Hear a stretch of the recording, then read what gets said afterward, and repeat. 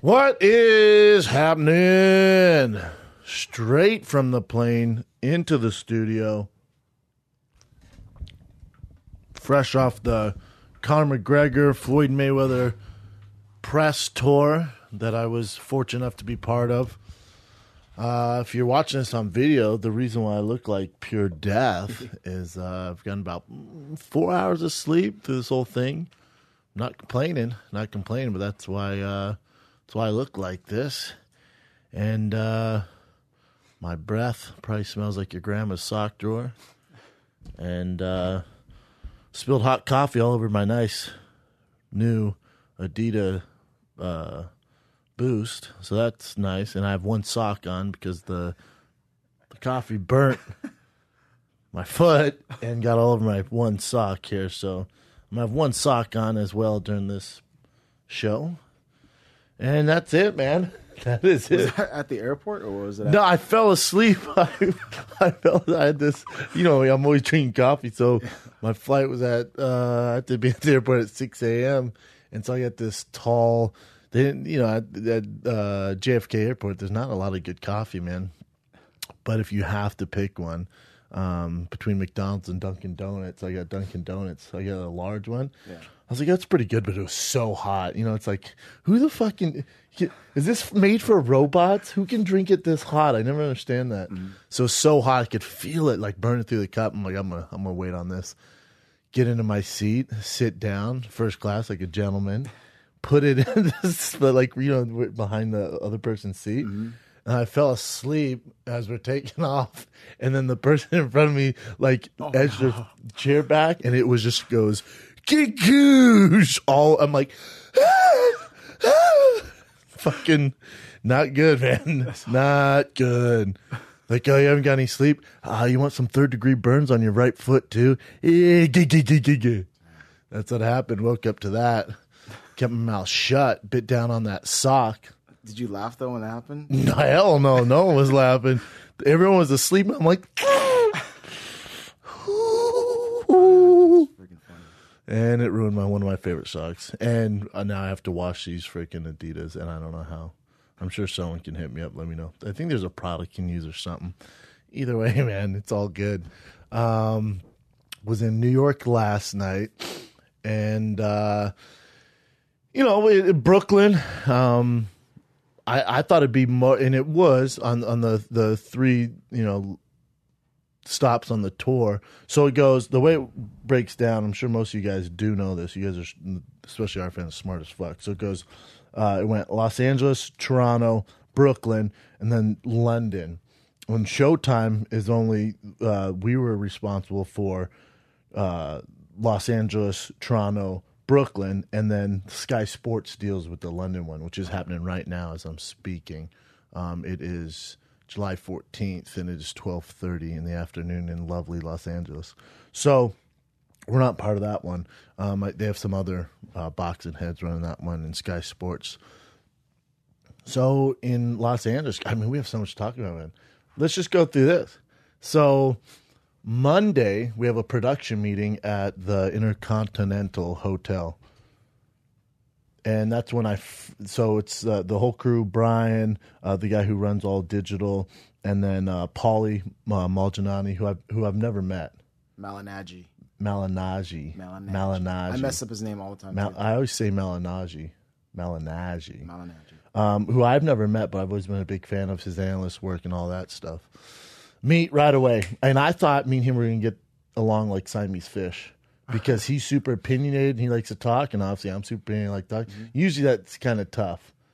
As soon as I met him, freaking bromance right away. Me and him are boys. I was like, oh, this could be good. And so they were going to go over topics. They give you like a kind of a rough outline what you're going to talk about. They go, what do you think about this? What do you think about this? And they can narrate how they're going to break down the show, what parts are important. Me and Paulie literally like, what do you think of this? Paulie does his thing, I do my thing, and no one gets a word in for about an hour. And I don't think we're going to have trouble filling airtime here. Yeah. I'm like, how much time do we have? They go, it just depends. Maybe 5 minutes here, 10 minutes there, 15 minutes. I'm like, geez, we need hours for God's sakes. So the one in Toronto, we got a lot more time, which was amazing.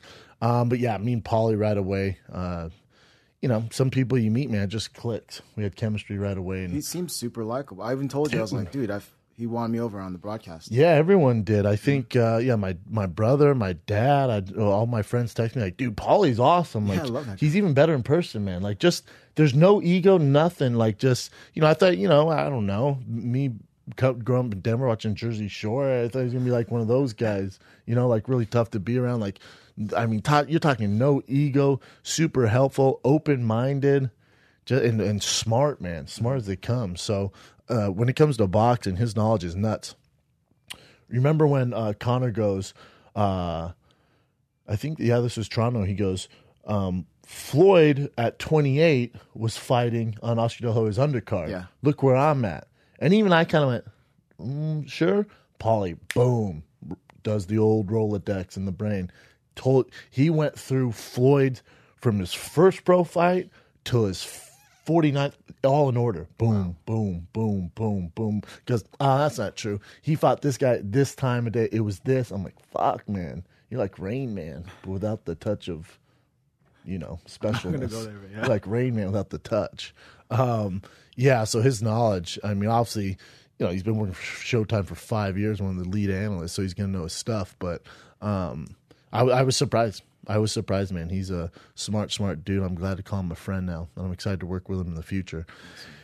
And then for the first leg, it was Mauro Ranallo, obviously, who I know very well. Mm-hmm. Mauro was a great guy. And then it switched over to Brian, who I loved Brian, man. And I even said on air, I took I was trying to find a time to thank those guys. Brian was good. He is such a professional, man. Because he, Mauro has such a heavy fighting background. Mauro could do what I'm doing, and he has his opinions, and he's a very strong-minded guy, and he knows the game very well. And so he'll ask questions, but they're biased with his opinion. Like, Brendan, come on. There's no way you really, you can tell, like, it's with his narrative. And I love Mauro. It's fun to do that. And we also shot our piece that's gotten good feedback when me and him were in New York breaking down the fight. But with Brian, it's like, he's not biased one way or the other. He just wants to get the best story told. And I just thought and it was so clean. And he would let Paulie do his thing, me do his thing. And I loved working with him. That was my takeaway from this whole thing is, I worked for ESPN, Fox. I've shot special, pilots for History Channel, all these networks I've worked with. Never seen a ship run as tight as Showtime. Nice. It was so professional, man. Hey, meet here. You're here. Hotels here. Just everything. Just top of the top, man. Awesome. Just had their shit together. And then starting in LA,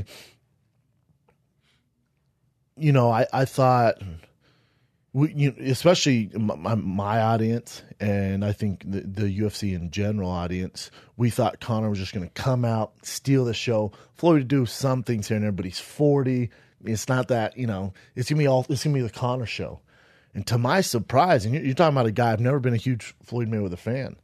Don't get me wrong, Conor is by far carrying this thing still, but the one who makes it what it is Floyd. Him at 40 years old, still having his tricks, getting up for this fight, and being able to do verbal jabs back and forth. And, I think that first round, that we can call it a round, but the first stop in Los Angeles, Conor didn't know the format. He actually came out early. He wasn't even supposed, when he was coming out, he wasn't supposed to come out then. Oh. That's why he was up there so long. I don't know why he came out. Everyone was like, get ready to go. Conor's coming out. And the entire production staff was like, what? And when he walked up, he's up there just strolling around. I mean, it's cool to see, and the crowd was awesome. But no one that was on him, really. Like, even our staff was like, "What is going in our ear?" They're like, "Okay, he's gonna be up there a while now."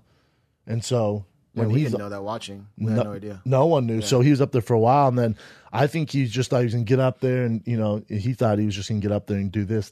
Hey, what's up? Thanks for everyone coming. I'm gonna knock this dude out in under 4. Have a good night. No, sir. Then he sat down, and then Floyd got up and was like, boom, boom, boom, boom, boom. It was like, this is how you do it, son. Kind of show him the game there. And I was surprised. I gave that 10-9 to Floyd, and I know people. I get some shit from the MMA community, but I gotta call it like I see it. Yeah. So, but I thought that was great, and then we flew out on a red eye to Toronto, and Toronto, man, and I think I said this on the air on the broadcast. I've been around some crazy events, Super Bowl. Biggest UFC fight, GSP in Toronto versus Jake Shields, Tim Tebow, playoff games, Serena Williams winning a huge title. I've been around a lot of big events. I've never seen something like Toronto. You know why it was late? That time it was late? They had to fucking cut off the gates because so many people were coming in. It only holds 15,000 or something like 16-something thousand. People were hanging off the rafters on the grass. And the stadium just went boom, boom, boom, boom, boom, boom, back forever. The whole crowd pro Conor. Just nuts, man. Nuts. And then my boy, who's head of, that's how Drake got there, who's head of Drake's security. He's like his number one dude is a close friend of mine. So he texted me and says, hey, I think Drake wants to come. And so I connect him with the Showtime guys. Drake comes in, and then you got Drake there, and he looked like a kid in a candy shop. He comes up, and he's like, dude, this is crazy. And he even goes, I've never seen anything like this. I went, you're from Toronto. Don't you do, like, giant freaking arena stadium? He goes, yeah, look at this, though, man. This is nuts. He goes, they could have done it anywhere. This could be at, whatever, where the Blue Jays play. I'm like, I know. They'll probably sell that bitch out. It's nuts, man. Yeah, and Drake, for God's sakes, in Toronto. He's like the man there. Yeah. And even from watching from home, it looked like it was especially in the daytime, so it looked so packed. It was also raining. Way really packed. It was also raining. No way. It was also raining. Didn't know that. Yeah, it was also raining. It was cool. It just shows you the magnitude of this fight, and you got Drake. They want to be part of it, and I'm sure Drake's gonna be the night of the fight, and it's just this whole kind of dynamic around it. And then obviously in Toronto, Conor comes out, and I was like, God, please, prove me right here, because I told him, I went, listen, Conor's gonna download that data, and he's gonna come back in Toronto. It's on. And also, let me nip this in the butt right now. So in LA, you know how when Conor's mic wasn't on, it's not a conspiracy theory. It's not Showtime trying to make Conor look bad, trying to give Floyd an advantage. It's none of that. None of that. Even our producers in the back, like, what the hell is going on? What the fuck's wrong with that? The guy doing it messed up. He's like a young guy. He thought it was on. So even Brian, when he went out in Toronto, they're like, you're on, because remember Brian would introduce Dana White and Steven Espinoza. He grabbed the mic and he went like this, and it wasn't on. He's like, hello, and the guy, sometimes there's issues with the mic, but there's no. I'm telling you guys, I saw it from my very own eyes how they're freaking out trying to give him a mic. There's no setup. There's nothing. I actually think it's one of the best things that happened, because it motivated Conor. And when he talked shit to Steven Espinoza, who I promise you guys, this is the most powerful man on that stage, super powerful. When Conor wanted, he was so upset because he thought it made him look bad. When he was like, who is responsible for this? And went, and then put his markers on Espinoza and went, fuck you, that was you fucking one. weasel. I was like, Paulie grabs me, but we're backstage. He goes, what the fuck did Espinoza do? Why is he going after him? I'm like, oh, that because he thinks he's responsible for the mics. He thinks it's all set up. So but there's no conspiracy. I'll nip all on the butt. You know me. I'm a chatty Cathy. I would have texted. I would have tweeted out. I'd come on the show like, hey man, it was some shade. There's none. I promise you, there's none of that. They're actually they're embarrassed by it. You know why I thought it was like something shady? Because Dana's mic wasn't even working either. Because two mics were off. It's the mic guy. He fucked up, and he also did it to it. Like there were some issues. It's not like, oh, let's make sure it looks like no. The reason why I think it could also be a malfunction, because remember your show in either Melbourne or one of the first stops. Yeah, your mic cut out for a little while. Yeah. So It is possible. I'm telling you, listen, I like a good conspiracy theory as much as a Eddie Bravo fan, but it's not there, guys. It's just unfortunate it's not there. I know you want that, but I think it's actually helped this tour. I think it brings Espinosa in. Now he's a character. He's this bad guy. He's Showtime. Dana White's UFC. It's us versus them versus us. It plays into the narrative. It actually gave Conor this fire that he needed to get to the level that we expect him for these promotional tours. So when he came out and just went the Conor we all knew that could do it and just dropping bombs, I was like, yeah. That was the best part for me too. By far the best. I was so crunk. I thought I saw John Canova, his head coach. What's his name? Kavanaugh? Yeah, I thought it was him. But it was a guy who looks like him. It was his other coach. Yeah. And I grabbed him and with Artem. Uh-huh. I grabbed both of them like, this is what we need. I thought that was John. I was so freaking hyped. Just a random guy. I know. People were like, John's in Glasgow, bro. I was like, whoops. All Irishmen look the same with that haircut. Sorry. Yeah, that Toronto one was just nuts. Nuts, man. Amazing. LA, Toronto, they could have stopped it there. And, just because, after that, it's like, it's hard for these guys to carry on and not repeat themselves and stuff like that. I think it's very hard. Especially day after, if it was like a few days in between or something, but day after day, like literally the next day. Yeah. I'll tell you what it was too. Again, I've never been a huge Mayweather fan. I respect what he's done in the ring, but he's never been one of my favorites. Yeah. I've always had, these kind of assumed a lot of things, obviously with his off the ring stuff. It's he has his issues, so I've obviously judged him based off that as a person. Mm-hmm. That's nor here nor there. When he was, when he sat down with us, we had to talk with him. I actually talked to him afterwards. You realize he knows exactly what he's doing. It's all calculated. All this, none of it bothers him.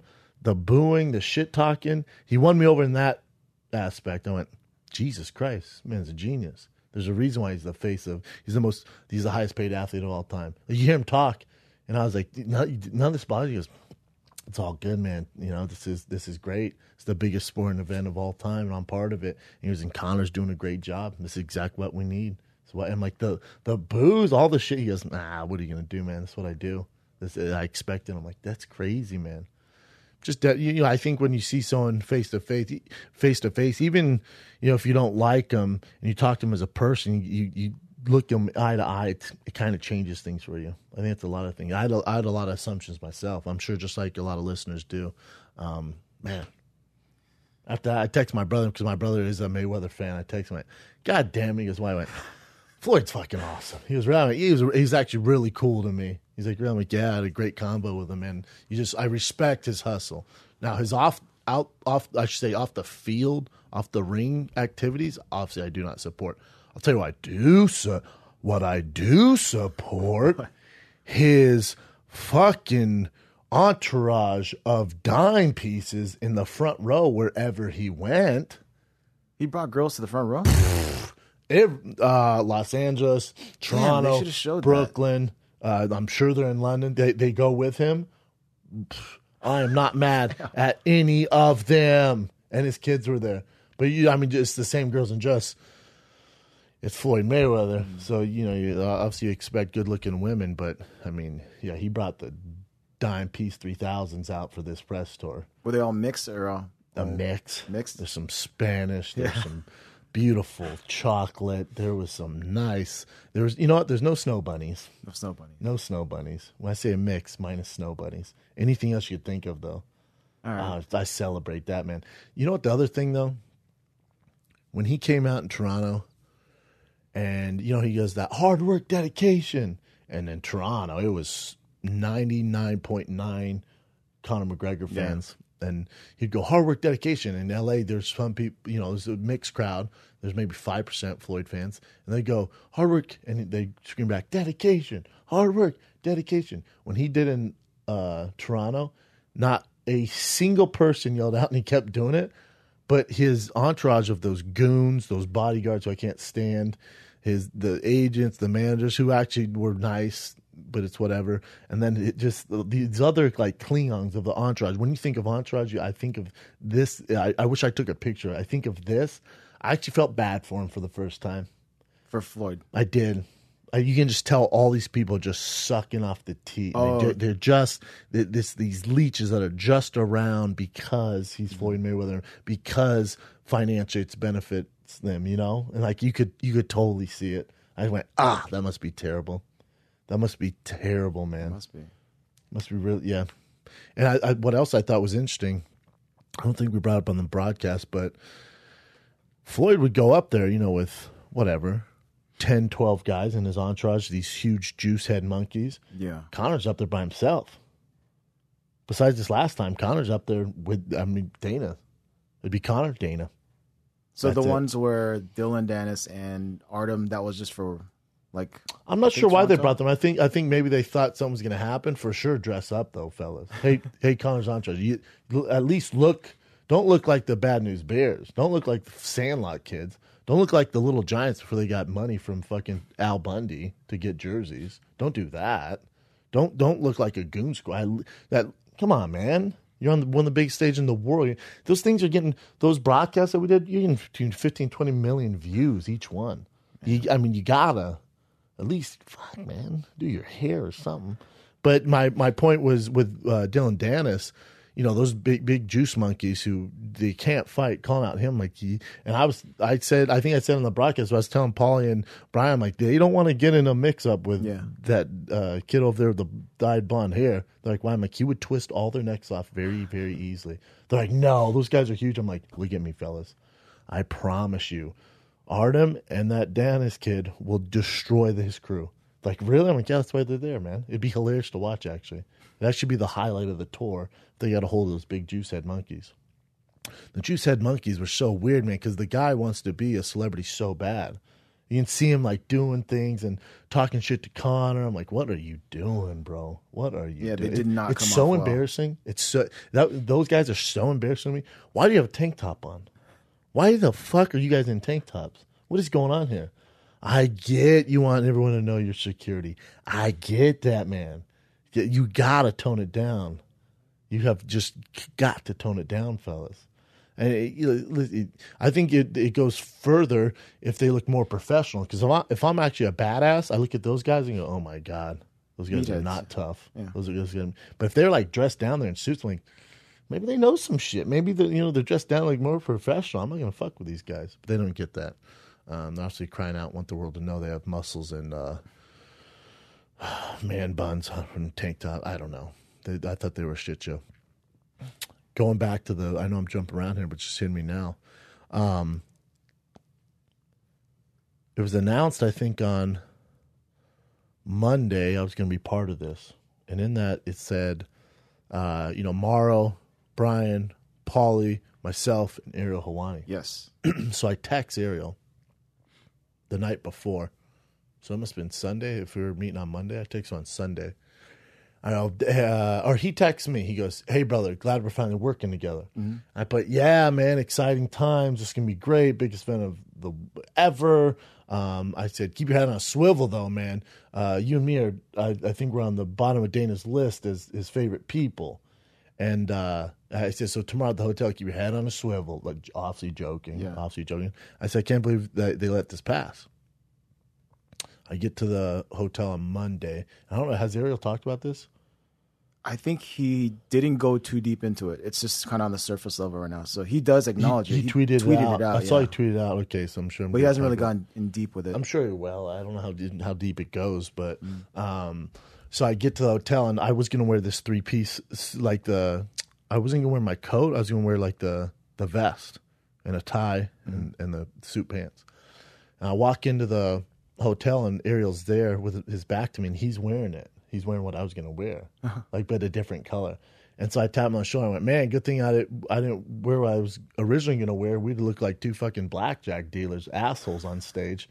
He turns around and he has you can tell he has a heavy heart and he has some, there's maybe some dust got in his eyes. Oh, shit. His eyes are a little watery. Yeah. And he has a serious look on his face and he goes, "I'm out." And I went, what do you got an early flight to? And he goes, no, I'm out, man. I went, what are you talking about? He goes, Dana cut me. I go, he can't cut you. It was Showtime. What the fuck does he care? He goes, I don't know, and I don't know the details, so I'm going to let Ariel tell you guys, but I don't know the details. I just know Showtime fought for him, Espinoza fought for him. UFC has no say, hence how I got the gig. But for whatever reason, the UFC has some control. Like, I forget exactly the details. Again, I don't want to speak out of turn. But the deal is the one thing they could pull. They pulled that card, and it was Ariel. Damn. It was Ariel, and I just felt so bad for him. And listen, I don't know. I'm not getting into this fight. I'm just not, man. I'm not. Everyone was like, you got to stick up for Ariel. You should say something. That's not my fight.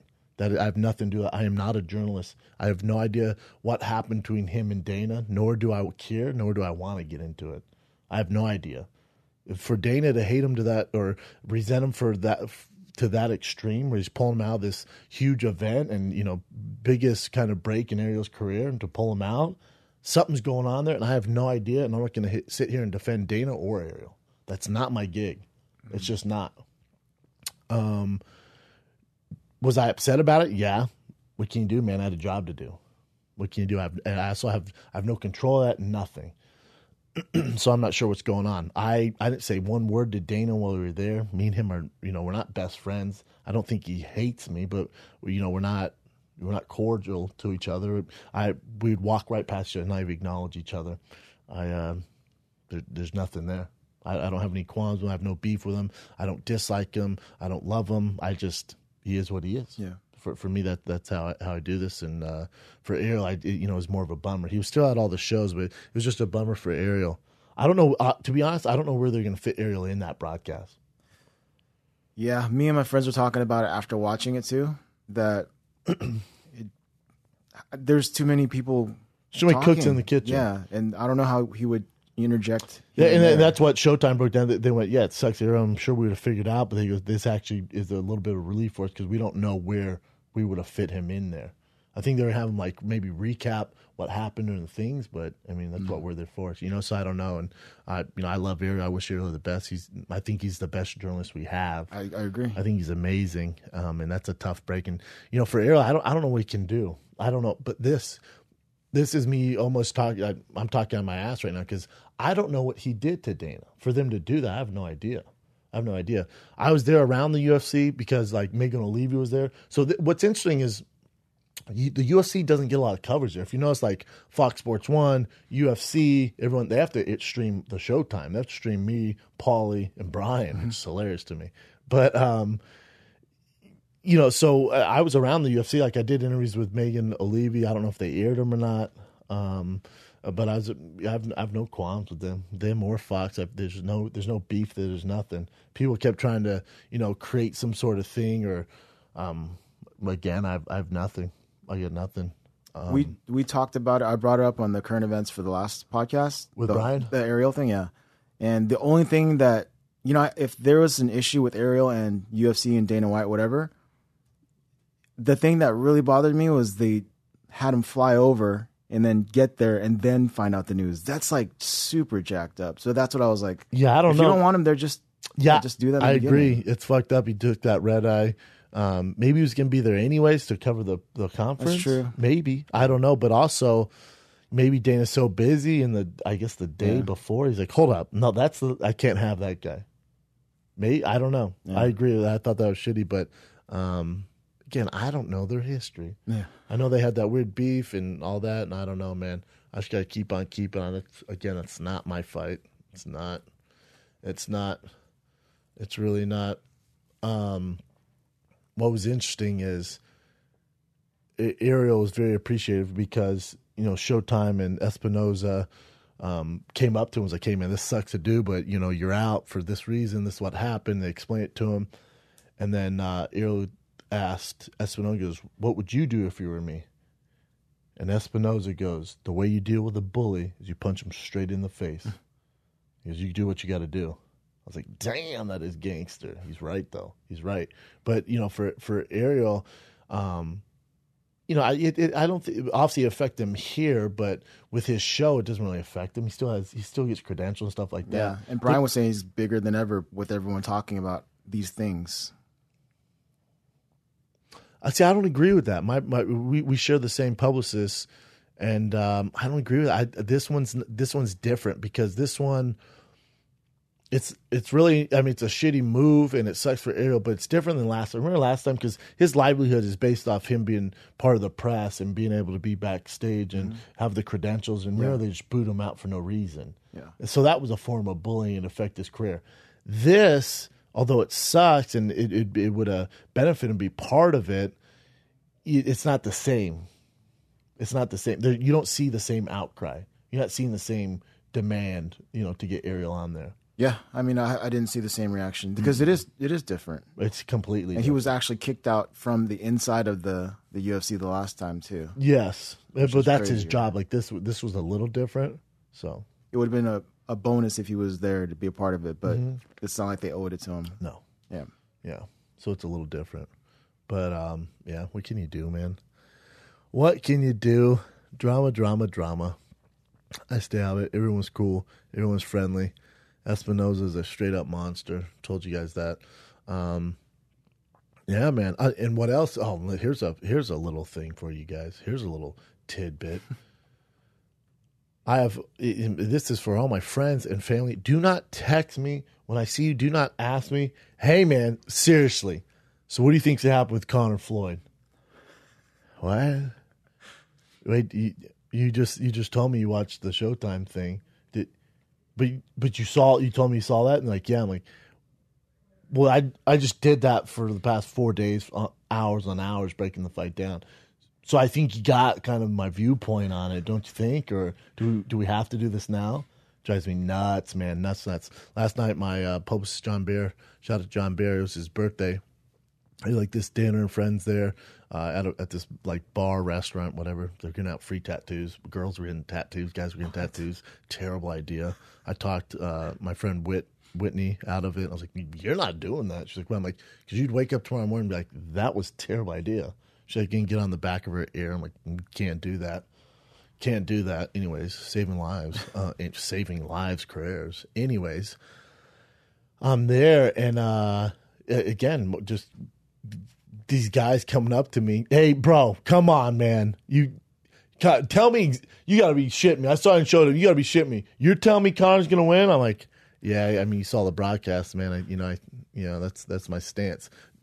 You got to break it down for me, huh? I'm like, and I go everywhere I go, bro. It's a good problem to have, but hey, friends and family, you got to stop texting me who's going to win. You have got to fucking stop. You know where I'm at on this. You guys listen to this. You listen to the Showtime thing. You have got to stop. That goes for anyone, friends and family who has my number. You have got to stop. You got to, man. It's driving me nuts. But so this one guy last night, I'm like going to call the guy out. Powerful guy. You guys would know him. Runs a big company. Comes up to me and goes, I watched Showtime thing, man. I got some questions. And I was like, I just got there too, and I'm tired. I'm going to show support for John. I'm like, yeah. And he goes, yeah. How exactly is Conor getting it done? I'm like, and I just go, do you have any knowledge on fighting at all? And he goes, did some boxing when I was a kid, so yeah. I'm like, that qualifies you. Let's talk. Yeah, we're on the same. Let's talk, man. And, it's just what I'm dealing with right now, man. Just what I'm doing. So now, like, when people ask me, I go, oh, cool, man, do you know much about boxing or mixed martial arts at all? Like, do you have any sort of idea what you're talking about? Otherwise, this is a complete waste of my breath and energy. It's literally a waste, man. And, like, this morning when I was flying on the plane, I turned on ESPN. I see all this other stuff. And it's such a shit show, man. I'm going to go on this PR tour, and this mainstream media, they're so off, and they're motivated by negativity and thinking this fight is a mockery and it's not a real fight, and they couldn't be more wrong. And then you got guys like Skip Bayless who are just doing it to make the headlines, and Conor this, Conor, and I get it. He did the same thing with Tebow, and obviously a producer tells him what to say and what to do. That's all bullshit. All that is fake. And then the mainstream, especially, the one I was watching, they're just, oh, this is a complete mockery. Look at the press tour and this and that. And like, yeah, it's the biggest sporting event of our lifetime. You're not part of it and you don't understand it, so you hate on it. What the fuck's wrong with you guys? It also gives you something to talk about. What else you got to talk about right now? You should talk about the home run derby. That was on Monday. It's over. Talk about the All-Star game. Baseball right now, halfway, it sucks. That's the only sport going on right now. Talk about the NBA. This gives you something to talk about. That's why you guys are on it. You should be appreciating it. Because I guarantee all you haters are going to buy the paper. You're going to watch it. You're also going to review it and talk about the next day on your show and the week after that and the week after that. So it's giving you guys content. Why the negativity with the mainstream media? I cannot figure it out. And the other huge issue is they don't know fighting. That's this all boils down to they don't know boxing. They are not boxing experts. They don't have a freaking clue. And if they don't know boxing, especially the older guys you see on your TV, the older ones, they definitely don't know mixed martial arts, and they definitely don't know the UFC, and they sure as hell don't know Conor McGregor. So you mix their uneducated opinions with their biased viewpoints, and you get shitty TV that if my dad, my mom, people at the office listen to, they're going to form those same opinions because all people do is regurgitate what they hear these experts speak of. That's the problem. They need people to go around, educate, and give a different viewpoint.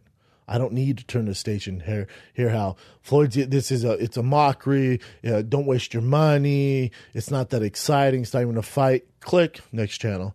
Oh man, this fight's just a money grab. Click, this fight, Conor's not going to touch him. Click, that's be original. Come up with an original idea. Don't regurgitate what you read someone else's opinion or what you heard on Fox and then ESPN regurgitates it, vice versa. Please, I challenge any of you, be original. Come up with some sort of viewpoint of your own. Let me know how that goes.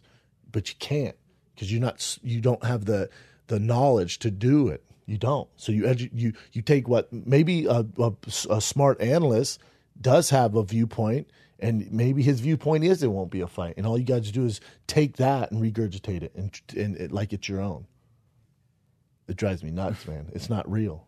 That's not real. That's shit. It's an easy way out. That's not how you earn your paycheck. That's bullshit.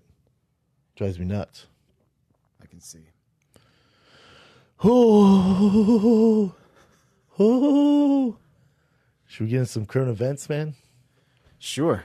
Oh, I gotta tell this story. All right, go for it.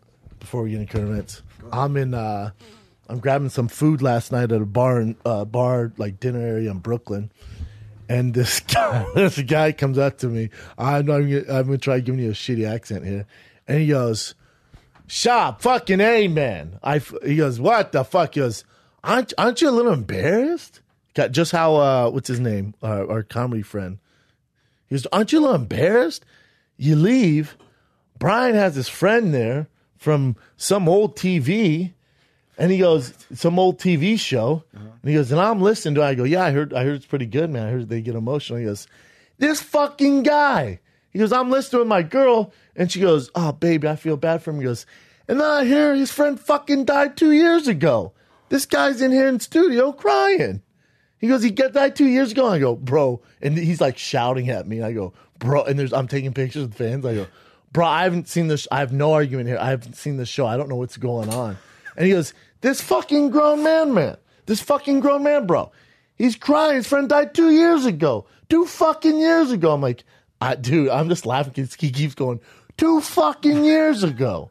Fucking, this grown man crying in your studio. You leave. You got another man crying. I go, yeah, I've cried in there before. He goes, not after a fucking friend dies 2 years ago. I go, yeah, it sounds like it's really painful though, man. I don't know. And he goes, you got to fucking listen, man. I'm like, I will. Have a good day. It was so funny, man. Oh, and then he also goes, and you leave and they start dropping fucking N-bombs. When was it okay to drop N-bombs on your show? I'm like, hold up. Brian dropped the N-bomb? He goes, yeah, he did. And the fucking crybaby joined in on it. I'm like, I don't know, man. So I'm like, what the fuck happened while I was gone? This grown man crying? This guy dropping N-bombs? He goes, you leave for 1 fucking day. He's dropping N-bombs. I went, Oh man, I don't know, bro. I don't know what to tell you. He goes, anyway, man, have a nice fucking night. And walks off. Thank you. Picture? Nah, fuck you. He didn't say that. I wish he did though. I thought that was hilarious though. That's pretty funny. I'm sure next week when we get into firing the kid, Brian will break it down for me. Yeah. I just text Brian and go, hey man, you dropped M-bombs on firing the kid? That's a no-no. And he goes, we'll talk next week. I went, if you drop M-bombs, we're talking now. Definitely can't have that. But I think it's out of context. Yeah, he was talking about, well, Brian did it in context. The other guy was like, what? N-bombs? The other guy did drop M-bombs? No, I'm saying the other guy that was talking to you, he's probably he just heard the N-bombs. Oh, okay. Yeah, just he didn't talk about it in context. All right. So it was decent. There was a reason for it. So yeah. All right. Well, we shall see. What do you got, brother? All right. The first current event is about Steven Espinoza and Dana White saying on his Instagram, Dana White goes, "Thank you so much, Brooklyn, New York." This is right after the Brooklyn trip. So sorry about the shit show. It's not my show, or it would be run way different. Thanks for always supporting. So he was talking about the production that Espinoza did. Mm-hmm. And then Espinoza came back with saying, Dana has come in with a very strong idea about how he likes press conference run. From our perspective, the way he runs press conferences de-emphasizes the fighters. It emphasizes Dana. And then Espinoza saying their mode of operation is different. They emphasize the fighters. This is huge here. He puts the way Dana runs press conferences de-emphasizes the fighters. Mm-hmm. It emphasizes Dana. Yeah. That's backwards. I understand that might be great for the UFC brand, but our goal strategically and philosophically is to try to place the fighters at the center of the promotion. Mm-hmm. That's very important. Those are key words there. I mean, listen, Espinoza is 100% correct here. To say this is a shit show, I've been part of these UFC press conferences, man. What makes this a shit show? I guess there's some mic issues. I've seen that with the UFC.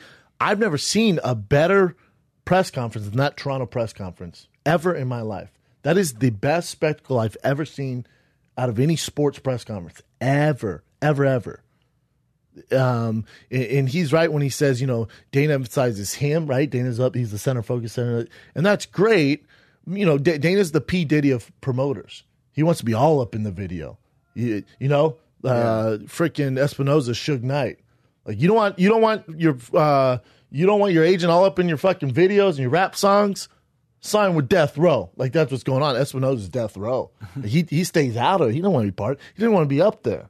He lets the fighters do his thing. I agree with them there. But I don't know why Dana's put shit show. I don't know the relationship between Espinoza and Dana. I don't think it's, I don't think they got a timeshare and Bora Bora or anything like that. But he did say New York. It was after Dana did this after New York. So yeah, but he said so sorry about the shit show. Yeah. Hate to tell you, a little bit of that shit show falls on your hands in Conor McGregor. Like a lot of that stuff. The other thing was the shit show is the fighters were over an hour late. So they were the reason why that it was super late. The fighters. They weren't to the arena. They didn't come for a while. There's no need for it. You know what I'm saying? Like Showtime's the one captaining the ship. There's just no need for it. It doesn't make sense to me. It makes zero sense to me because the production they've put on, especially in a short amount of time. What do you want, Dana? You want a John Jones DC thing where they're pushing each other and fighting each other? You think that's going to sell this fight? Probably not. Actually, probably cheapens it. So you want them to fight, or maybe you want Conor throwing soda cans. You want them throwing soda cans at each other so you can promote it on replay over and over. Is that what you want? What do we mean by shit show? You mean shit show with the Diaz and Jake Shield and the Scrap Pack throwing waters and cans across, and then someone files a lawsuit because they got hit in the face? Mm-hmm. Define shit show. I'm just curious. Or maybe when you did the big one for the world announcement, and you got Michael Chiesa, and Kevin Lee punch each other. Is that what you want? Is that the shit show? Or is it the shit show at the UFC retreat when a girl was cyberbullying one of your fighters, female fighter Cyborg, and she socks her in the face and goes on TMZ? Is that the shit show we're looking for? Explain shit show to me. I thought it was a great promotion. I thought Espinoza runs a tight ship. I think they're selling the shit out of this fight. I think they could have done without Brooklyn and London. I think they could have just done 2 cities and still be fine. But that wasn't the plan. So this is what you get. And, you know, it's tough for these guys to come up with new material. Listen, that's a high-level comic to come up with new material 4 nights in a row that sells, that 15 million people are watching. You got some tough, a tough task on your hands. So what we are asking of these guys is a lot, you know? And there's going to be shit shows because, again, this is unscripted. A lot of it's unscripted. These guys, entertaining the masses as far as trash talking, yeah, they're good at it. 4 nights in a row? It's tough, man. You know, I don't know. I guess Jerry Seinfeld and fucking Bill Burr could do it 4 nights in a row and come up with new material, especially a guy like Bill Burr. You got, Tony Hinchcliffe roasting people, come up with new material all the time. It's a task, man. These guys don't have writers. I told Espinoza when Connor talked shit to him, I'll help him write some shit so when he gets on the mic the next day, I said, you just need to embrace the full heel. Rip your shirt off, be all oiled up like Vince McMahon. Like, bring it! Be sick. Be sick. Yeah, I don't agree with shit show. I mean, they've had their mic problems, if that's what you mean by shit show. But the shit show has been the fighters showing up late. That killed them. And, when they showed up late, and listen, I learned this the hard way with Fighting the Kid. We did a live show one time, and it was late. Not our fault, but because of the venue, something happened. Mm-hmm. So the crowd was sitting there an extra hour. Different vibe, man. Kills it. Because people, they get there, they have excitement, they have their drinks, they're watching the show, then you get out. You get there, and you're supposed to start, an hour goes by. It gets hot. You finish your drink, you stand back up, you're a little lazy, you're unfocused. You come out, don't really have the energy anymore. Fucks the whole vibe up. That's what happened in Brooklyn. It was a combination of, it was the perfect storm for that. It was the combination of the crowd being restless, and then you got Dougie Fresh doing his thing, you got all that, and then these guys not having their best material. It wasn't that their material was horrible. I thought Floyd making it rain. Connor had some good lines. Connor's outfit was amazing. His intro was amazing. Bringing the guys on the stage, I wish they were dressed a little better. That bothered me. Connor's such a detailed guy. His entourage should have been more detailed. But there's some good aspects of it. And listen, when all this is said and done, what's going to happen is Showtime's going to create the best of, and that's all you're going to remember. Yeah. And a week from now, you're going to watch this, you're going to say World Press Tour, and you just have the best of, and that's all we care about. I mean, the average fan isn't tuning in to how long are these? An hour? Probably an hour. So let's say an hour. They're not turning in 4 hours of press conference coverage. The average fan, although they're getting, millions of views. I'm just saying, night after night, it's going to be tough to have the same crowd. I think it might be different crowds. Obviously, a lot of the same, but this isn't hurting the fight. It actually sells the fight even more. Since you talked about Dougie Fresh and crowds, so this is the only one, at least watching from, a computer, this is the only press conference where I was like, wow, this is a little awkward. The fans don't seem to be as in it and all that stuff. And then they started off with Dougie Fresh. It's also Dougie Fresh. Why did they bring out Dougie Fresh? I don't know. And I said, because you went from Drake introducing, got the crowd crunk, and they're on time. Geez. And then I went, who are we gonna have in New York? And then someone goes, they got a red carpet, so you never know. I'm like, damn, they're about to bring out Queen Bee. They have Jay-Z up in this bitch. This is gonna be crazy. Yeah. And then they're like, they tell us the plan, like, so Dougie Fresh can perform. I went, Dougie Fresh? You're like, all right, that's cool. This could get weird. And then he didn't even sing. He was just doing like, celebrate good times. Weird. And he just go, come on. Over here. Over there. Come on. Who likes Michael Jackson? And just random shit. And it's the most random shit. There's some Blink-182 fans up in here. And then you hear, yeah. He'd be like, hit it with me one more time. Then he'd bounce back. We got some James Brown fans back there. Silence. All right. How about 50 Cent? Moving on. And it was just like, what the fuck is happening right now? It was so bad. It was so bad. I felt bad for him, and I didn't. I mean, he's a legend. Hey, yeah, he's a legend, but also like from have a plan. I know. There was one guy who was crunk. What? There was one guy so crunk, everything Dougie Fresh did, he was like, yeah. He loves everybody. Awesome. He was so crunk. I was like, well, this guy's digging it. I pointed to Paulie and Brian, I'm like, this guy is having the time of his life. It's like he was there for Dougie Fresh. And then you had then Swiss Beats came out, and then did they show that? Sweeps. No, we didn't. That one I would have been less hating on. You wouldn't have. He did. Really? He didn't. No, he gave like a speech. He's like, how many Conor McGregor fans you got up in here? Oh man. I was like, how many Floyd fans you got up in here? And it's like, well, yeah, all right, just trying to get the crowd going. Mm-hmm. And then he called out Timberland. What? He's like, if you're trying to get real beef going, Rough Riders ain't scared of nobody. Timberland can get it too. I looked at everyone. I was like, God. Is Rough Rider still a thing? Are we?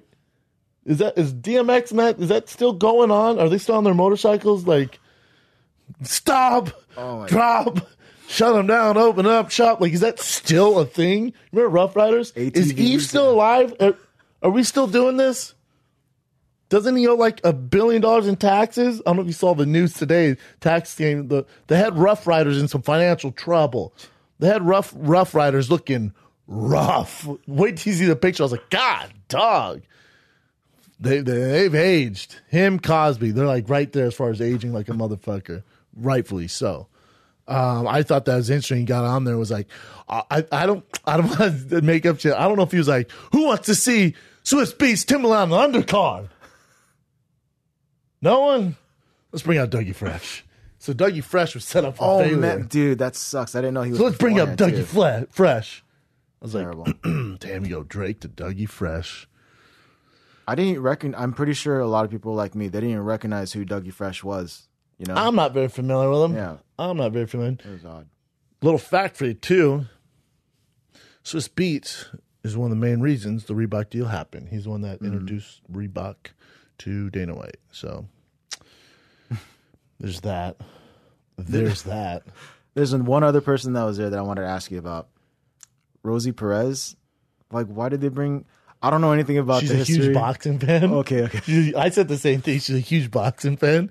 And when they were like, we got Rosie Perez, I was like, damn, sweet. And I was like, I love White Man Can't Jump. And then I was like, what has she done since then? I don't.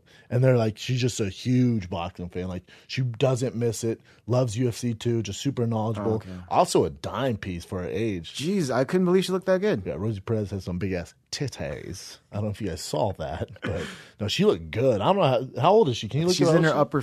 I would say 52, 53. She looked damn good for 52. Yeah, Rosie Perez is doing the damn thing. I think, she's just there. She knows it. Yeah, 52. Damn, 52? She's a straight dime, son. Super dime. Good. Yeah, she looked really good. Get that 100,000 followers. Yeah, she looked good, man. I thought she was cool. I thought she was cool. Obviously, I don't know. Yeah, Rosie Perez. It's just random people out of nowhere. I was just like, what's going on? Dougie Fresh, Rosie Perez, and that we didn't even know about Swiss Beats. Oh, and then I saw, my favorite person was there, Sway. Oh, sweet. You know Sway? Yeah, the guy with the big thing on his He was in the head. back, and he was talking, and I went, again, he goes, yo, come on, man, I've been watching Shab. You really think Conor has a chance? And I was about to go on there, I'm like, what? Well, I love Sway. I love what he does. I'm very familiar with his show. Mm. And I go, do you know fighting at all, Sway? Do you watch fighting? He goes, yeah, I've had a ton of UFC guys on my show. And started talking about boxing. I'm like, all right, well, let's talk about it then. Sway was a cool one. Sweet. He did some intro stuff too. Before, really? It was Sway.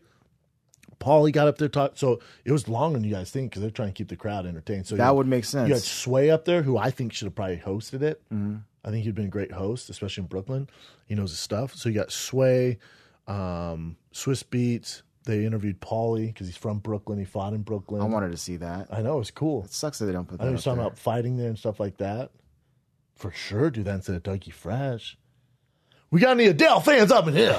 One time for Adele. No? Shit. His face was like that too. He was like, He's on. Moving on. We got any Jackson 5 lovers up in the crowd. He was just running out of shit. And then he just went through all of rap from 1987 and then stopped at like 96. I was like, And yeah, they had shake your tail fella up in here. It's just random, just like old school hip hop. Who's down with OPP? It was like a younger crowd. That would have been newer. Who's down with OPP? Come on, guys. Fucking give me something here. What if he just had a meltdown? You know what? I'm fucking trying, man. And I get these shades on. I'm in all black, for God's sakes. And you guys, it's not my fault these guys are an hour late at least. And you got fucking Rosie Perez back there. And Swiss Beats and that goddamn Reebok deal. Fuck you, bro. How about that, Swiss? How about that, man? We got any Swiss Beat fans?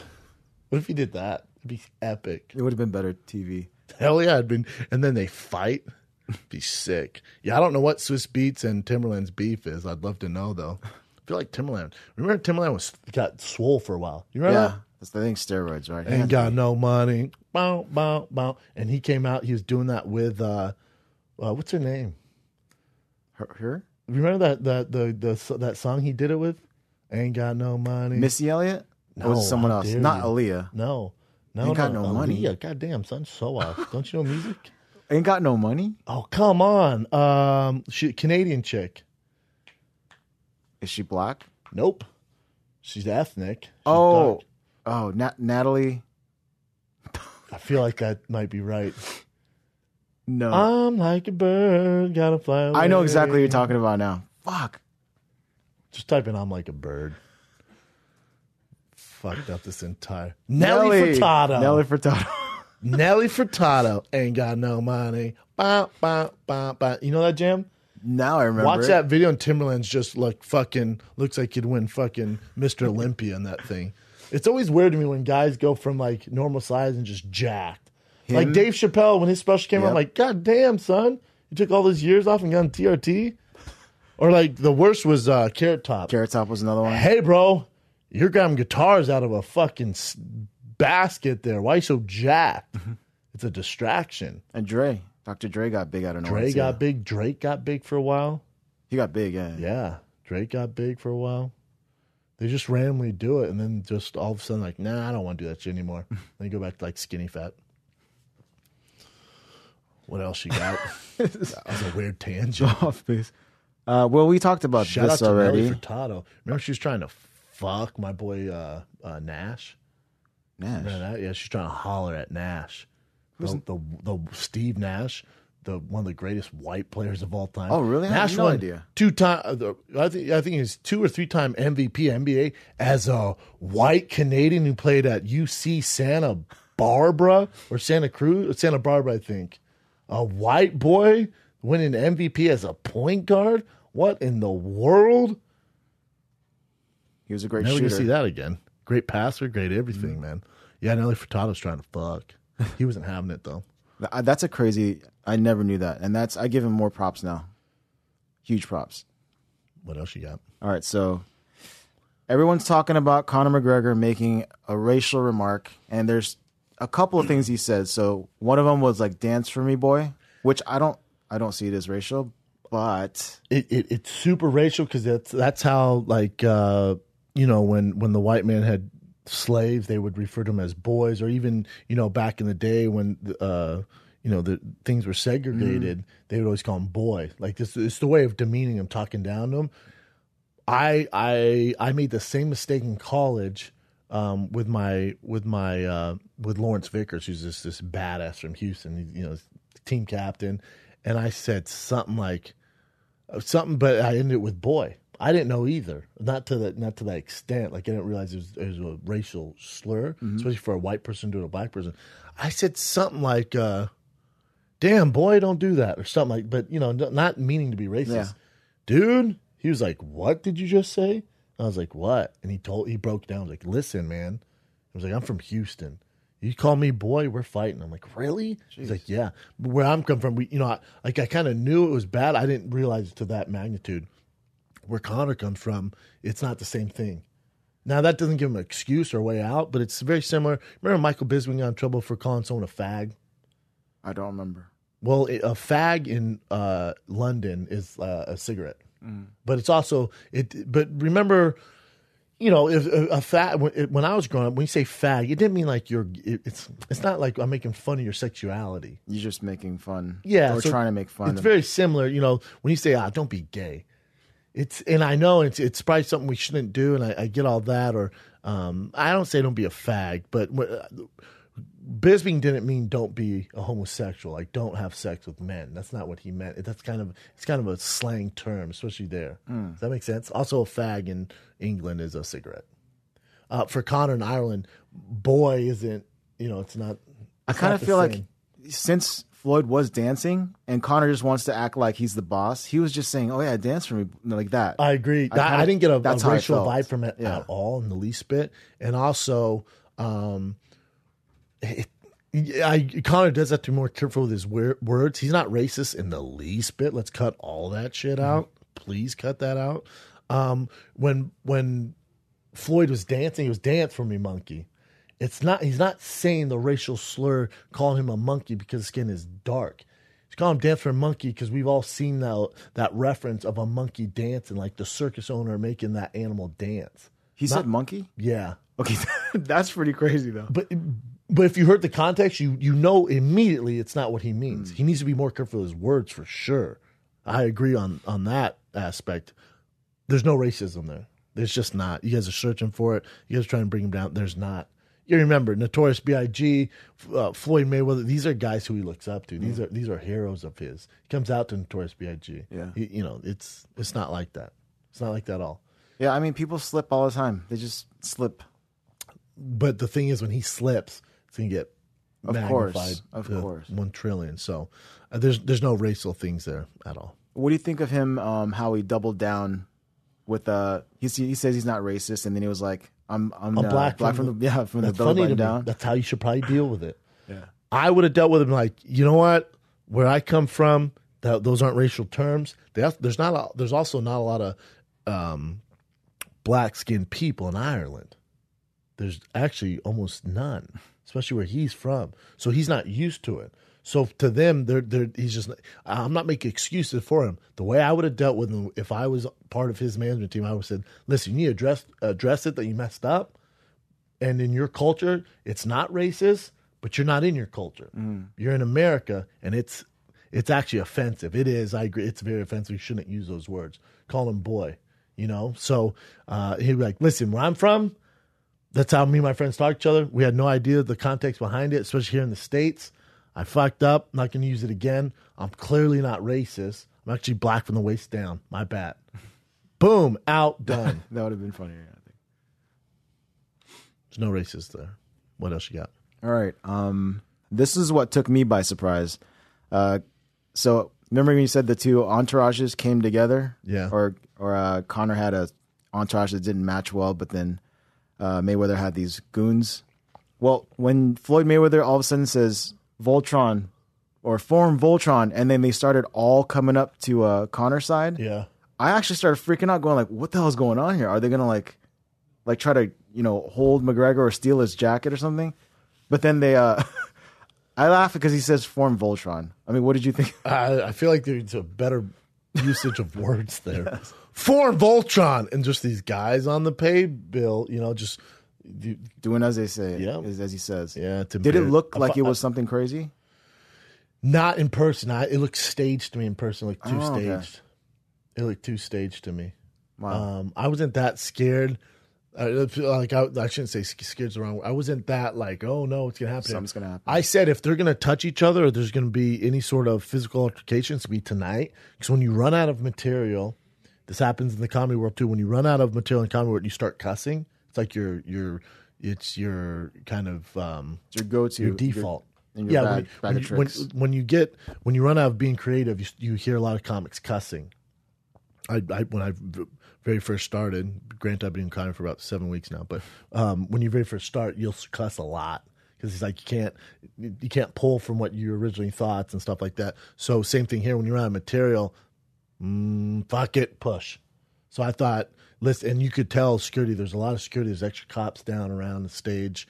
Conor came up with his team, and when he came up with his team, I looked at Paul and I'm like, there's probably gonna be an altercation. He hasn't had a team this entire time. Why would he bring this whole team here? It's a little strange to me. So there could be some altercation, or there could be some sort of, between the posse. So with Floyd's thing, it looked a little staged, but it was cool. It was cool. Right on. I mean, yeah, for some reason when I was watching that, I thought this is the moment like something's going to happen. Yeah, because they run out of material. I'll tell you what was interesting, too. Connor's suit, the jacket, yes, that meat coat, $41K from Gucci. Wow. $41,000 coat from Gucci. Those pants and those loafers aren't cheap either. I thought that was the outfit of the show. And that's pretty much what he's going to wear one time, maybe? Yeah, correct. Wow. But $41K, I'm wondering if you actually paid $41K for it, because a lot of times Gucci will lend you that stuff because that's an iconic shot. Yeah. And then you can't really wear that twice. It's so outlandish that people know you for it. So we're going to wear that a second time on a red carpet. But like, oh, that's the coat you fucking wore in Brooklyn, man. That it's weird because that people have that weird negative connotation if you wear suits or whatever twice. But for a guy like him, I wouldn't be surprised if Gucci lent him that coat. He called out 50 Cent. Did you trip out on that too or not? Not really. I mean, 50 Cent is Why would he call out 50 Cent? Because 50 Cent and Floyd are boys. They're super close. Got you. They had that beef, and now they're close again. Oh, okay. I saw one fan. I was cracking up. It said it was in like Ireland colors. A T-shirt. It said Floyd came and read this shirt. It said 49 and 1 in the back. I went, that's a brilliant shirt, man. He goes, thanks. It's hilarious. You ever hear Hot 97 or I think whatever the show that you Breakfast listen Club? to? Yeah, with Charlemagne. How they did some like recordings of him trying to do reads. Floyd trying to do reads. I know. It was so bad. Like, I can't believe they even put that out there. Yeah, it's messed up. Yeah. Yeah. But listen, what the guy's reading level, the third grader or not, he's a brilliant, brilliant man. When you actually sit down with him, you hear like how just controlled of details he is. Oh, yeah. Pretty crazy. When he was sitting with you like guys, he wasn't happy when those mics didn't work. Oh, okay. Yeah, because he understands. No, yeah, he's like, what? He understands. The fuck? No, yeah, yeah. That wasn't like he doesn't like that. Mm-hmm. It's bad business, man. What else you got? All right, so Frank Mir, since he got his release, he wants to go fight Fedor. I'd watch that. God damn, Frank is jacked in that picture. Jesus Christ. When is that? Yeah, Rampage vs. Hamill? That's a while ago. Okay. Juice on, Frankie. Juice on. Frank's one of my favorites. You guys know this. I love Frank. Frank versus Fedor makes sense. It does, right? Makes a lot of sense. I would definitely watch that. Yeah. It's a great fight for Frank. Great fight for both of them. You could definitely sell that. Shout out to Frank Mir. Listen to his podcast. What else you got? Chris Cyborg. She since Megan Anderson's out of the fight, they were supposed to be co-main event for 214, and now she's going to be the third fight with Tanya Evinger. So she's being bumped from co-main event, and she's actually fine with it. She said that she's fighting for her fans, so it doesn't matter if she goes first or last or whatever. She's happy to be in the UFC with a fight. And hers is for a title fight, right? Yeah. Yeah. So you have 3 title fights. You got Cormier Jones, Woodley Maya, Cyborg Evinger, Lawler Cowboy, Manawa versus Ozemir, who's a monster. Rank him number 1 right now. Give him number 1 right now. If you don't agree with that, take 2 baths. I love this card, man. This is your summer card. That the one that I was at, get that shit on my face. This is your real summer card. Oh shit, you got Sage Northcutt fighting that bitch. He's on that early. That's that fight we're talking about. Was I talking about in here or was I talking about someone else? Which? Giving Northcutt. Oh, yeah, we did talk about it here, too. Yeah. Bad idea. That's a terrible fight for Northcutt. Yeah, it's a bad fight. Yeah, Curran fighting. She's always fun to watch. Damn, Berkman's still doing the goddamn thing. I thought he was out. I thought he passed away. Just kidding. Shout out to Berkman. No. But Jesus, I can't believe he's still doing it. Yeah. Sterling versus Barao is a fun one. Yeah. Oh, my boy Brian Ortega's back. Dude, this is a pretty cool His first fight. Brian Ortega's back. Sweet. Big Brown alum. Brian Ortega's back from his injury. Still, I think he's ranked number 9, 145. That's a fun weight class. Obviously, we'll break that down when the time is. Dude, Lamas Knight. Dude, this is a sick card. It's a great card. Amazing. This is your blockbuster of the year. Awesome. Yeah, it's going to be tough to beat this one. But I wonder if Cyborg's gonna get pay-per-view points because I know Woodley is. Obviously, Cormier Jones does. How does it work? So if you They're get pay-per-view fighting points, for- you wouldn't mind being third at all because having Cormier, Jones, Woodley, Maya, that's going to boost the pay-per-view. So you want those big, huge stars on there. You don't care where you're at because you're getting paid. Do you have to be champion, or can you be fighting for a I think championship? you have to be champion. Pretty sure. And did she sign a new deal? I think she did, right? I don't know, But they're fighting for that belt. So it's a huge card, so. Yeah, this one shits on that one I went to in UFC 213. Nasty. all right, next Besides one. Whitaker, Romero. That great. was awesome. What else you got? The next one is Demetrius Johnson. He won SB for Fighter of the Year. How crazy is that? How recognized is that? That's freaking awesome. So cool. Who else was in the category? Does it say? Check it out. Terrence Crawford, Triple G, Andre Ward, and Conor McGregor. Shit. Yeah. How you gonna listen? I'm first team all UFC here. I love the UFC. You guys know this. Love Bellator, love mixed martial arts. I'm on Showtime too. RU for mixed martial arts. He should have beat out Andre Ward. He should not. Oh, should not. Andre Ward should have won this award. And how is Anthony Joshua not in this? Go to Mighty Mouse's record. What did he do in the year? Who's the best guy he beat? Andre Ward beat Kovalev twice. Stopped him the second time. You know, Pardes beat Kovalev. So one. So it's for 2016, right? Has to be, yeah. So you beat Henry Cejudo. Listen, before I do this, shout out to Mighty Mouse. I love Mighty Mouse. I think he's besides John Jones, he's the best pound for pound fighter we have. So let me preface that with this. However, winning Fighter of the Year for beating Henry Cejudo, who had 6 or 7 fights at the time, and then beating Tim Elliott, a guy who came off The Ultimate Fighter and got a shot by winning The Ultimate Fighter and gave you your toughest fight you've ever had in your career besides your one loss, and then beating Wilson Reyes with an armbar. Fighter of the Year? Is that voted on by fans? I'm surprised by this. And I love Mighty Mouse. I'm glad he got it. And I don't want him to give to anyone else. I'm surprised he got it. You got Andre Ward. You got Crawford. Where's Lomachenko? You see what Lomachenko's doing to guys? By fans. Well, there you go. That shows you who's popular. Listen, he deserves it. As far as MMA, okay, even MMA Fighter of the Year. That's a tough argument, man. Wow. Henry Cejudo, he had 7 fights, 7-0, really not proven. Tim Elliott won the Ultimate Fighter and then gave him he almost choked him out. You remember that? Well, I'm happy for him, but when you break it down, it's like, what? Yeah, if you just I'm not trying to rain on his fucking parade. I'm sorry to do this. I think love they're Mighty just Mouse. giving him, fighter. Like a long time overdue? Yeah. That kind of believe that's what Different they're story doing. then. Because when you look at just 2016, it's nothing too crazy.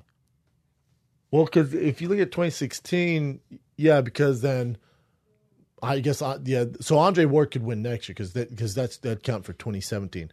2017, Robert Whitaker, probably Fighter of the Year. Andre Ward, Lomachenko, with Crawford, Canelo, Triple G. God, how do you not? They should do boxing and mixed martial arts differently, though, right? Because it's 100%. Why would they? 100%. Because it's hard to argue why Triple G or Canelo win it, especially Triple G. Yeah, I'm just going based off 2016.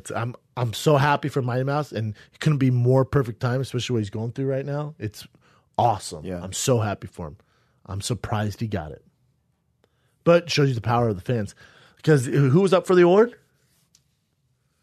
Let's go back. It shows you the power of the UFC fans, because if it's voted on by fans, Mighty Mouse isn't a draw, right? He's not. Nope. This marks the 3rd straight year an MMA fighter has won. Wait, how is McGregor not up for it? He is. He's up there. He beat out McGregor and the rest of the guys. I have. That's why it's super. I have super huge. skeptical hippo eyes. I wonder if there's Hold on. He beat out Conor McGregor. Let's see if there's a listing here. They probably don't show the voting. It's so good for Mighty Mouse. I'm very, very shocked I've seen that. Yeah, that's all of them. So Demetrius, Connor, Andre Ward, Gennady Golovkin, and Terrence Crawford. Good for Mighty Mouse. Yes, absolutely. Moving on. I have skeptical hit eyes. All right, so Amanda tweeted that September 9th would be her next fight, and that is to Edmonton, 215. 215, yeah. So I don't know if that's not official, but she's hinting that that's going to be the official date. Listen, I think this is so ridiculous. If anyone criticizes Amanda Nunes, any of that stuff, it's so stupid. It's so freaking stupid. It's nuts. It doesn't make sense. A fighter of her magnitude isn't just going to back out a fight unless there's something really, really serious. And you didn't get it now. You know, I do not get it. I don't get the hate on her. I don't get why Dana came out and criticized her and made her look like a schmuck. Any of that. It doesn't make sense to me. It makes zero sense. There's such better ways to handle it. Yeah, I don't like the way you handle it. Not everyone needs to know, and you don't need to diminish your product and stuff. But you do not need to do that. You do not need to do that. But you heard my thing why I didn't dig it is because she cut, the weight the way she did, and that's probably like what led to her getting that. She's talked about it before. She's had real bad issues before. I think last December she had horrible issues. I got skeptical hip-wise about that. December? No, about this. Meaning? I kind of feel like she should have fought. Fuck you, Chen. Because I just feel like she's screwing over everyone else. Because she's the one that did the cut that way. But it's not the cut, Chen. But I think the cut is what led to her getting it on that. She's talked about it before, time. and if you talk to anyone who has it, how bad it can get for a woman of her magnitude, of her fighting capabilities. I know. There's not a fucking chance she backed out because A, she was unprepared. B, she's scared. C, she didn't think she could win. That's the one. That's the one I think she didn't think she could win because of this issue. Oh, come on, Chin. No, she would. She didn't want to fight. She was worried to get hit in the face, and then she'll lose. Yeah, man. That's what I mean, though. That's what I mean. How's that any different? Let's say you're going to fight and your vision's fucked up. Like, I can't see on my left eye. Should you still fight? If you're the one that put yourself in that position. So if you're cutting weight and your vision goes, I'm saying you should still fight. She's right to not fight, but I don't have to be like, oh shit, it's cool. I think that's kind of like messed up to everyone else. But I mean, everyone has a different opinion on this. Most people say what you're saying, though. This is different, though, because, all right, were you mad at Khabib? That's way worse. Hell yeah. Khabib's is different. He's just a weight issue. Yeah. Didn't do it very smart. Was eating tiramisu. We caught all up with him. Out about it. Yeah. And then, he almost had liver failure. That's different. That means you were undisciplined or didn't hire the necessary staff to get you to the point to compete. Yeah. It's different. And Nunes tweets out, I'll fight September 9th. Shut the fuck up. I'm world champion. I'm going to beat Ronda Rousey's record. That's my goal. I don't know. It's fair that you think it's skeptical. I don't get it. I do not get that. I think it hurts her by the UFC spinning it. She copped out. She's medically cleared. But I mean, you would be willing to risk all that stuff to not lose your title, though, right? 100%. You know the difference in payday from not having your title to losing it? That's why the difference, especially for a female fighter, the drop off is insane. Yeah. How about this? Remember when the day of Matt Mitrione didn't get cleared? Yeah. Think if Scott Coker Belter went. No, he did it the best. How about Matt? I mean, kidney stones. He could have dealt with this before. Fuck this main event. Fedor Mitrione, not happening. Everyone, what can you do? Yeah, think if Coker went. They said he could fight, but I mean, it's some bullshit. Matt didn't want to fight Fedor. Matt's scared of Fedor. Unbelievable. I've never seen this before. No, they're like, listen, Matt wanted to fight. He tried. Medically cleared or not, it's probably in his best interest not to fight. Don't worry, we're going to reschedule it. Matt's still one of the best heavyweights in the world. Fedor's one of the greatest to ever do it. We'll have a rescheduled date for you soon. Anyone that bought tickets, your tickets can be transferred over there or we'll refund your money. End of story. Don't diminish your product. Don't diminish the fighter. They're world-class fighters for a reason. The best thing I think that would happen here is if Dana just didn't say she was, quote unquote, medically cleared. If he just said she We don't can't need fight, to know that. In this day, we don't need to know all that. Hey, listen, medical scare happened with Amanda Nunes. She's out of the fight. Apologize to everyone. We'll have an update for you soon when that fight is actually going to happen. It's a real bummer. Amanda Nunes wanted this fight. She apologized to all her friends, family, and the fans. Hopefully we'll see you September 9th in Edmonton. Perfect. Done. That's all we need. We don't need all the drama and all the crime behind it. What else you got? All right. Luke Thomas tweeted that Dana told him that Justin Gaethje and Eddie Alvarez are going to be coaches on Tough 26, and of course they'll fight afterwards. Tell you what, there's no better way to ruin the momentum of a fighter than toss him on the Ultimate Fighter. Yeah, this is the fight that you wanted. Everyone fight wanted, I want. Yeah. I don't want him on the Ultimate Fighter. Yeah. All right, they're going to fight when now? How many months? Gaethje just got done. What? He has all this momentum. Doesn't really have a huge following. And then you wonder, and neither does Eddie Alvarez. For the hardcores, we like them. The fight is an amazing fight. Mm-hmm. If you put this fight on pay-per-view as a headliner, it doesn't break 150,000 buys. So you think they're going to get ratings on the Ultimate Fighter, which is having issues with ratings already? It's an amazing fight. Put on Fight Night. It's going to be fight of the night. It's an amazing fight. Nah, let's wait 6 months when Justin Gaethje has all this momentum. They're not. Neither one of them are mainstream names, and neither one of them are that big of personalities. That's the one I was like tripping out on the most as far as if you think Conor and Floyd after 3 days ran out of material, these motherfuckers have to shoot 6 weeks, 6 days a week. Neither one of them's winning a freaking spelling bee. Hate to tell you. Neither one's going to be on ESPN battling those little Indian kids winning spelling bees. Ain't happening. I love both those guys, but they're going to run out of material in 3 hours shooting. I don't know what weight class can be. I love that fight. I love that fight. That's going to be a great fight. If that fight right now is on pay-per-view, main event, 125,000 buys. Depend who you put on the undercard.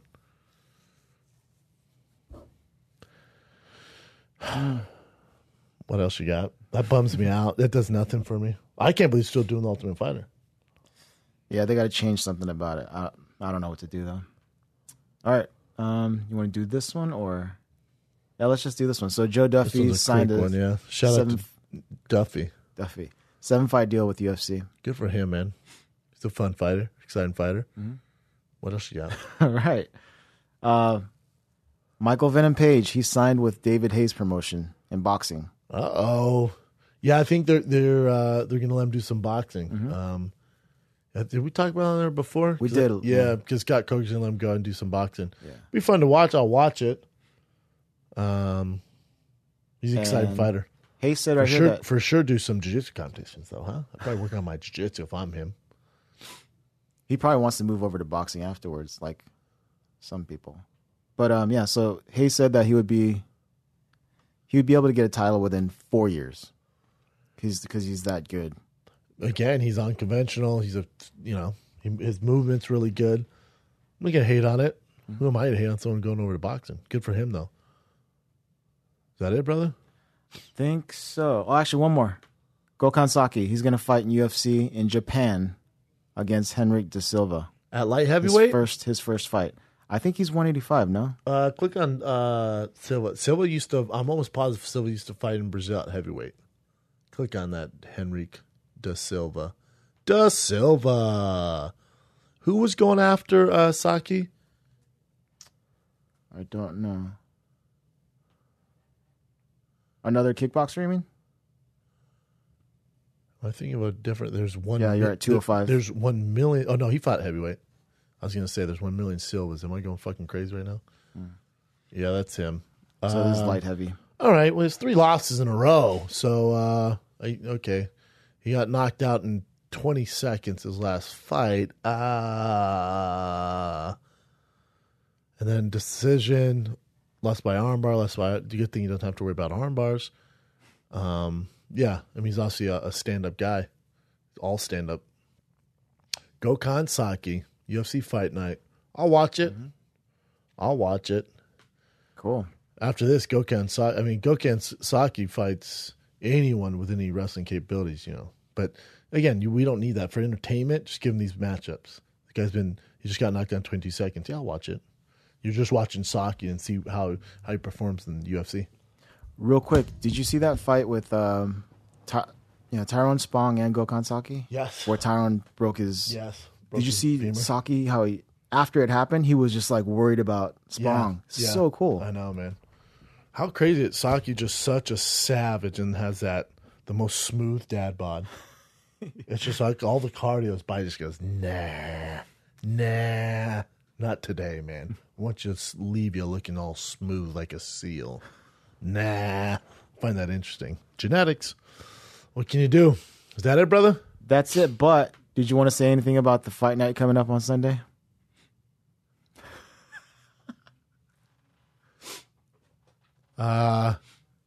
UFC Fight Night in Scotland. Shout out to Scotland. Looking at the card, I got Gunnar Nelson. Gunnar Nelson 5,000, Alex. Moving on. That's it. And there's some interesting fights, but I haven't had time to research, and I've been on a plane, and also You haven't even gone home yet. You went straight to the studio. I know. So. I see my son. He's probably like, who are you? It's on FS1. Yeah, listen, whenever Gunnar Nelson fights, I watch. It's a fun, that main event's a fun fight. I'll take fucking Gunnar Nelson in Scotland. Gunner's an absolute monster. Then Roundtree Jr.'s always fun. You got Ray, you got Felder on there. Yeah, I mean, but put better names on the card. Yeah. What can you do, man? You got Gunnar. I got Gunnar. Shout out to Gunnar. Cool. You taking the other guy? No, I got Gunnar. 100%. Damn right you do. I think that's it, brother. All right. We have to get in and do one. I left you guys hanging this week. Obviously, I was busy. Gonna have Paulie on the show. Yes. Yes, we're Awesome. gonna Paulie call in from New York, break down some of the fights. We got a lot of good things coming up, man. Might have Mike Tyson on Firing the Kid next week. What? Yep. What? I have Mike Tyson on Firing the Kid. I hate promising these things when it doesn't happen because it's a fucking bitch to make these things happen. And I'm just going through my head right now, which is rare I do this. Yeah. So things are good, man. And I will be working the week of August 26th and the night of the 26th for Showtime Boxing. I will be back. And it's such an honor, man. And appreciate all the support online and the positive comments. And really appreciate it, man. You guys are the best. Thank you for tuning in, especially after all this. So felt like I had to come back straight to the studio and drop some knowledge, even though I have third-degree burns on my foot and my Adidas are ruined and my breath smells like your grandma's sock drawer.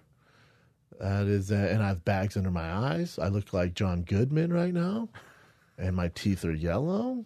Okay, I haven't showered or gotten sleep, but that's what we do here on the Big Brown Breakdown. So thank you guys for listening. I am going on tour next week. I'm back on the road, guys. It just hit me. Oh God, it just hit me. It just hit me. I feel like planes are aging me by 5 years. I'm back on the road next week. Next week, Arizona, Salt Lake City. I'm here in Arizona on Thursday night. I'm in Salt Lake on Friday night. Salt Lake has 20 tickets left. Arizona has less than 20 tickets left. So go right now, tfatk.com. And then the following week, I'm back on the road.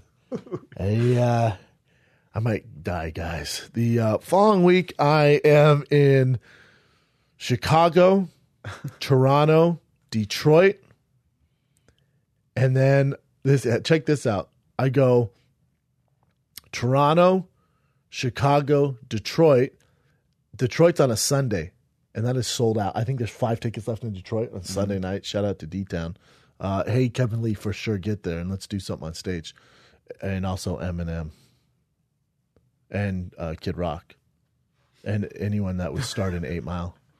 Sweaty Palms, Mom Spaghetti. So, Detroit, Sunday night. On that Sunday, this is hilarious. I go from Detroit for the day, fly back to LA to see my son and my girl, play with them. And then that night, I take a red eye to London. Yep. and then all the London, Manchester, and so both theater shows in London are sold out. Manchester is sold out, and then Dublin, August 5th through the 7th. All the shows are sold out except I just found out they just released more tickets at the Sugar Club on the 7th of August. It's a holiday in Dublin, so that's why they're doing it. On the 7th of August, it might be the matinee show. There are tickets that were just released. Go to tfatk.com right now. For the rest of you not in Dublin, Manchester, London, this coming week, I'm in Phoenix on Thursday night at Stand Up Live. Then I'm in Salt Lake City at Wise Guys. Both those shows are almost sold out. And on the 27th, I'm in Toronto, and that bitch is sold out. And then I go on down to Chicago. Chicago, let's get going here. Chicago, let's go. It's the night of the big UFC. However, it will be done before the pay-per-view starts. I'm going to go watch the pay-per-view with you guys. So July 29th, I will be slanging dick jokes, breaking down fights, breaking down Conor, Floyd, more in depth, so I don't have to keep answering questions over and over at coffee shops and restaurants. And that will end before the pay-per-view, the big pay-per-view. Come on, man. I wouldn't do that, guys, to you. I wouldn't make you miss a pay-per-view just for me, little old me. And then I go the next day to Detroit, and that is on the 30th, and that is almost there might be a few tickets left. All these, either all sold out, there's very few tickets left. The only one I know there's tickets for sure are Chicago and the 7th in Dublin. Other than that, them bitches are sold out. tfatk.com right now. Arizona, Salt Lake this week, tfatk.com. Then it's Chicago, Detroit, Toronto, and I'm brain dead. I'm all out of alpha brain. I'm all out of energy. I love you guys. Thanks for watching on Showtime. Thanks for the support. Shout out to Showtime. Shout out to everybody involved. Shout out to you too. Thanks for coming in. As usual, I'm Brendan Schaub. Till next time, bigger, browner, badder. I'm out.